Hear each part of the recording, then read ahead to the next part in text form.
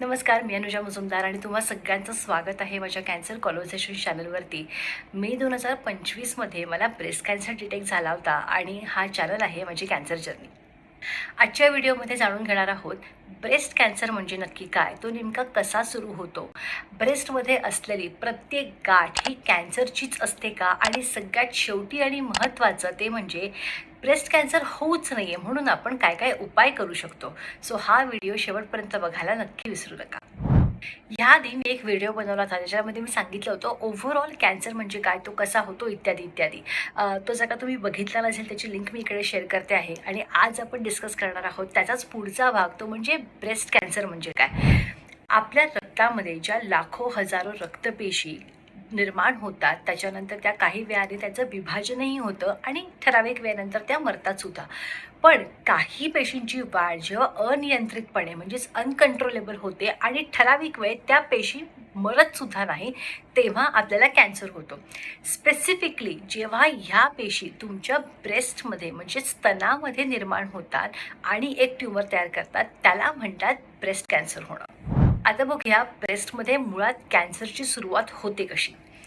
आपल्या शरीराच्या ब्रेस्टमध्ये दोन भाग असतात. त्यात असतात काही दूध नेणाऱ्या ग्रंथी आणि दुसऱ्या असतात दूध तयार करणाऱ्या ग्रंथी. ब्रेस्ट कॅन्सर जनरली दूध नेणाऱ्या ग्रंथींच्या डक्टमध्ये तयार व्हायला सुरुवात होते. म्हणजेच त्या डक्टमध्ये त्या रक्तपेशींचं विभाजन अनियंत्रितपणे सुरू होऊन त्या जेव्हा लवकर मरत नाहीत आणि तिथे एक ट्यूमर फॉर्म होतो, तेव्हा ब्रेस्ट कॅन्सरची सुरुवात होते. आता ब्रेस्ट कॅन्सर झाला आहे ह्याची लक्षणं काय हे तुम्हाला कळणार कसं. सगळ्यात मोठं आणि पहिलं लक्षण ती म्हणजे ब्रेस्टमध्ये आपल्या गाठ तयार होणे. जर सेल्फ एक्झामिनेशन करताना तुम्हाला असं वाटलं की तुमच्या ब्रेस्टमध्ये काहीतरी एक कडक कडक छोटासा भाग जाणवतो आहे आणि एक छोटीशी गाठ तयार झाली आहे, तर ती गाठ मे बी कॅन्सरची असू शकते. सगळ्यात महत्त्वाची लक्षात घ्यायची गोष्ट म्हणजे ब्रेस्टमधल्या सगळ्याच गाठी कॅन्सरच्या असतात का? नसतात. काही काही गाठी कॅन्सरच्या असतात. पण ते कळेल कसं? जेव्हा ब्रेस्टमध्ये तयार झालेली प्रत्येक गाठ तुम्ही तपासून बघाल, त्याची बायोप्सी होईल, जेव्हा त्यातल्या काही रक्तपेशी काढून त्याच्यावरती काही टेस्ट होऊन तेव्हाच तुम्हाला कळेल त्या गाठीमध्ये कॅन्सरच्या पेशी आहेत का ओव्हरऑल एक पेशी एकत्र होऊन त्याची गाठ तयार झाली आहे. दुसरं लक्षण म्हणजे तुमच्या दोन्ही ब्रेस्टच्या आकारामध्ये बदल होणं. कधी कधी तुम्हाला जाणवू शकतं की एक ब्रेस्ट छोटी वाटते आहे, एक ब्रेस्ट मोठी वाटते आहे. त्याचं कारण असंही असू शकतं कारण ब्रेस्टमध्ये तयार झालेली प्रत्येक गाठ तुमच्या हाताला लागत नाही. ती कधी कधी खूप आतमध्ये असल्यामुळे ती हाताला लागत नाही, पण त्याचा आकार जेव्हा मोठा होत जातो तेव्हा त्या ब्रेस्टचाही आकार मोठा होतो. त्याच्यामुळे जर का दोन्ही ब्रेस्टच्या आकारामध्ये तुम्हाला कधी कधी बदल जाणवला तर मात्र एक्झामिनेशन करून घेऊन आपण हे जाणून घेऊ शकतो की त्या ब्रेस्टमध्ये कॅन्सर आहे का नाही. तिसरं लक्षण म्हणजे तुमच्या ब्रेस्टचं निप्पल थोडंसं आतमध्ये घेतल्यासारखं वाटणं किंवा त्याच्यामधनं कधी कधी पाणी येणं किंवा डिस्चार्ज होणं. लक्षात घ्या, जर का तुमच्या ब्रेस्टमधनं कधीही तुम्हाला असं जाणवलं की पाणी येतं आहे, मग ते थोडं वासाचं असेल, नसेल, चिकट असेल, कुठल्याही प्रकारचा जेव्हा डिस्चार्ज तुमच्या ब्रेस्टमधनं होतो तेव्हा डॉक्टरांना लगेच जाऊन सांगणं गरजेचं आहे, कारण ते तुमच्या कॅन्सर असण्याचं, ब्रेस्टमध्ये कॅन्सर असण्याचं एक लक्षण असू शकतं. कधी कधी असंही जाणवू शकतं तुम्हाला की तुमच्या ब्रेस्टमध्ये खूप झिंजण्या येतात किंवा तुम्हाला त्या एका पर्टिक्युलर ब्रेस्टमध्ये खूप वेदना होत आहेत. कधी कधी करंट पास केल्याची पण एक फिलिंग असते.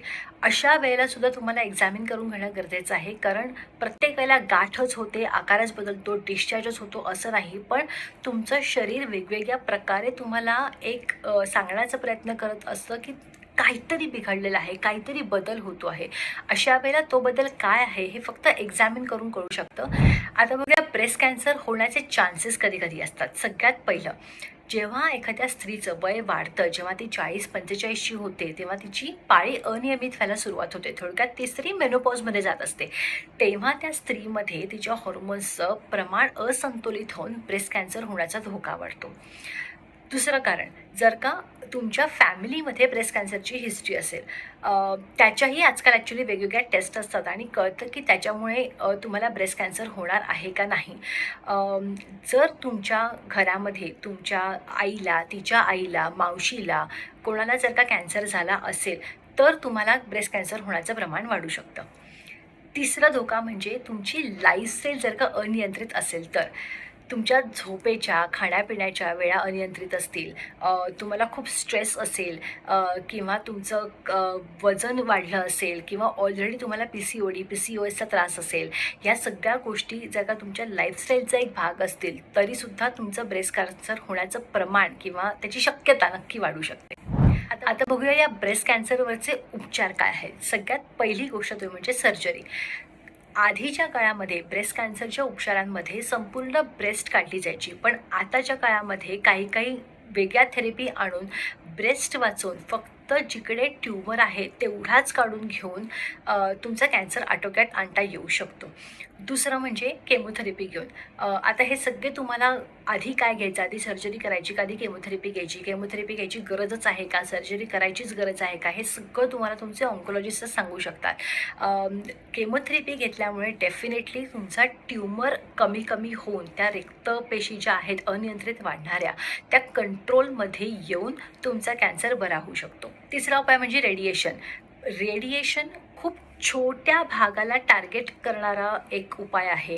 जर का तुमचा ट्यूमर खूप छोटा असेल, म्हणजे 0.5 किंवा 1 सेंटीमीटरचा ट्यूमर असेल, तर सर्जरी आणि केमोथेरपी न घेता डिरेक्टली रेडिएशन त्या ठिकाणी देऊन, म्हणजे रेज सोडून त्या भागावरती त्या रक्तपेशी मारल्या जातात आणि तुमचा कॅन्सर आटोक्यात आणला जातो. आणि सगळ्यात शेवटचा उपाय तो म्हणजे टार्गेटेड थेरपी किंवा हॉर्मोनल थेरपी. जर तुमचा कॅन्सर तुमच्या शरीरामधले हॉर्मोन्स अनियमित होऊन तुम्हाला झाला असेल, तर तो पुढे होऊ नये आणि तो नियंत्रणात यावा, ह्या दोन्ही गोष्टींकरता तुम्हाला टार्गेटेड थेरपी दिली जाते. पण जनरली तो फक्त त्याच लोकांना दिला जातो ज्यांना हॉर्मोनमुळे झालेला कॅन्सर आहे, ना की दुसऱ्या कुठल्या कारणांमुळे. आणि आता सगळ्यात महत्त्वाचा भाग आणि सगळ्यात महत्त्वाची गोष्ट जी माझ्या स्वतःच्या अनुभवातून आलेली आहे, ती म्हणजे हा कॅन्सर आटोक्यात आणू शकतो का आपण? हो, आणू शकतो. पण केव्हा? जेव्हा हा ब्रेस्ट कॅन्सर ब्रेस्टपुरताच मर्यादित आहे तोपर्यंत. हे कसं करणार? जर तुम्ही स्वतःला वारंवार एक्झामिन करत आलात, जर का दोन गोष्टींनी, एकतर स्वतःच्या शरीराला हात लावून सुद्धा आणि वेगवेगळ्या चाचण्या वर्षभराच्या 6 महिन्याच्या अंतरावरती सतत करून सुद्धा तुम्हाला कळतं की तुमच्या शरीरामध्ये कॅन्सरच्या पेशी तयार होत आहेत का नाहीत, ह्या सगळ्या गोष्टींमुळे जर तुमचा कॅन्सर लवकर डिटेक्ट झाला तर त्याच्यावरती लवकर उपाय होऊन हा नियंत्रित आपण आणू शकतो. 5 मे 2025ला एक्झॅक्टली माझ्या हाताला, शरीरामध्ये माझ्या ब्रेस्टमध्ये मला गाठ लागली. मी 6 मेला जाऊन डॉक्टरांना सांगितलं, 7 मेला माझी बायोप्सी झाली आणि लगेच 10 मेला मला रिझल्ट आला की मला कॅन्सर आहे. आता आमच्याकडे वेळ होता, कारण ही छोटीशी गाठ असल्यामुळे, तरी छोटी नव्हती, 3-3.5 सेंटीमीटरची गाठ होती. ही गाठ छोटी असल्यामुळे आमच्याकडे अजूनही वेळ होता की आम्ही त्याच्यावरती ॲडव्हान्स टेस्ट करू. माझ्या आईला कॅन्सर झालेला होता, त्याच्यामुळे आम्हाला हेही बघायचं होतं की काही अनुवंशिकतेमुळे हा कॅन्सर झाला आहे का. सो आम्ही ब्राका नावाची एक टेस्ट केली आणि त्या टेस्टमध्ये कळलं की आईला ज्या गोष्टींमुळे, ज्या जीन्समुळे कॅन्सर झालेला होता, तेच जीन्स माझ्या अंगात येऊन त्याच्यामुळे मला कॅन्सर झाला आहे का. तर ती ब्राका टेस्टही माझी निगेटिव्ह आली. थोडक्यात अनुवंशिकतेमुळे मला हा कॅन्सर झालेला नव्हता. माझ्या कॅन्सरला खरं तर काही कारणच नव्हतं, हे मला डॉक्टरने सांगितलं होतं. पण हावेवर तो लवकर डिटेक्ट झाल्यामुळे त्याच्यावरती लवकर उपचार झाले आणि सगळ्यात शेवटी म्हणजे तो लवकर नियंत्रणात आला. सो लवकर नियंत्रणात आलेला कॅन्सर हा बरा होऊ शकतो. पण त्याच्यासाठी सगळ्यात महत्त्वाची एक बॅक कॅल्क्युलेशन करायचं म्हणजे त्याच्यासाठी तुम्ही सेल्फ एक्झामिनेशन करणं.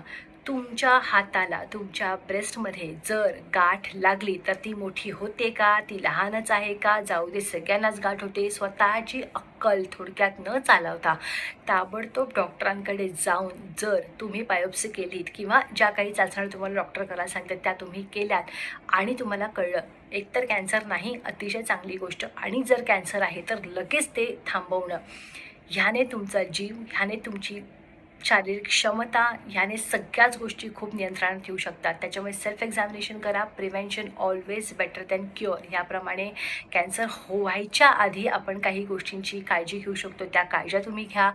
आणि मला सगळ्यात शेवटी सांगायला विसरू नका, ही माहिती तुम्हाला उपयुक्त पडली का. तळतळीने सांगण्याची माझी एकच कारण असतं, ते म्हणजे जे माझ्याबरोबर झालं, जो माझा अनुभव आहे, खरंच सांगते तो कुणीही घ्यावा अशी माझी इच्छा नाही, म्हणून मी या गोष्टींची जास्तीत जास्त माहिती देण्याचा प्रयत्न करते आहे. सो ही माहिती तुम्हाला उपयुक्त पडली का नक्की सांगायला विसरू नका. तुमच्या आसपास जर का कोणाला कॅन्सर झाला असेल त्यांनाही माहिती द्या. जर का झाला नसेल पण काही व्यक्ती अशा असतील ज्या मेनोपॉजमध्ये जात आहेत त्यांच्याबरोबर ही माहिती शेअर करा. आणि लक्षात ठेवा, जर तुम्हाला कॅन्सर झाला असेल तर तुम्ही एकटे नाही आहात. तुम्ही यातनं बाहेर पडणार आहात. जसे सगळेजण बाहेर पडले तुम्ही यातनं बाहेर पडणार आहात. सो हा व्हिडिओ बघितल्याबद्दल थँक्यू सो मच. आणि आपण लवकरच भेटू पुढच्या एका व्हिडिओमध्ये एका वेगळ्या विषयासोबत. तोपर्यंत बघत राहा कॅन्सर कॉन्व्हर्सेशन्स.